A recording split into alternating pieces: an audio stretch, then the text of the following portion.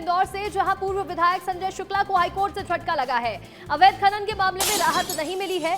संजय शुक्ला पर 140 करोड़ का जुर्माना लगा था। पेनल्टी से बचने के लिए कांग्रेस छोड़कर बीजेपी में शामिल हो गए थे संजय।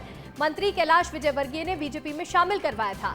तो वहीं अब हाईकोर्ट ने संजय शुक्ला की याचिका को खारिज कर दिया है। अब खनिज विभाग इस मामले में कार्रवाई कर सकता है।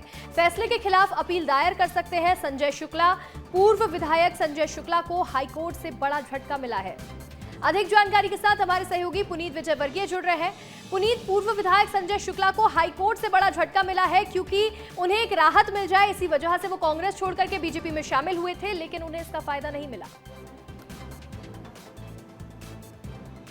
देखिए, बहुत बड़ा अमाउंट होता है 140 करोड़ रुपए।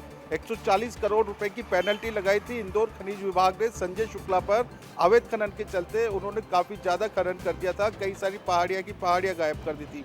तो इसकी जांच के बाद 140 करोड़ रुपए का जुर्माना लगाया गया था। उस समय वो खुद कांग्रेस के विधायक तो थे, लेकिन सरकार बदल चुकी थी, सरकार बीजेपी की बन चुकी थी।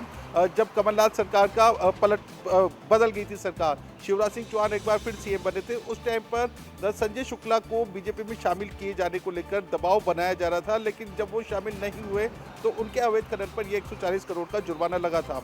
इसके बाद जब वो अगला चुनाव हुआ और उस चुनाव में वो मंत्री कैलाश विजयवर्गीय के सामने कांग्रेस से चुनाव लड़े थे, उसमें हार गए थे, तो बीजेपी में शामिल हुए थे लोकसभा चुनाव के समय इस उम्मीद के साथ कि उन्हें इस 140 करोड़ रुपए पे न कहीं राहत मिल जाएगी, लेकिन तब भी राहत नहीं मिली। तो उन्होंने हाईकोर्ट का रास्ता इख्तियार किया।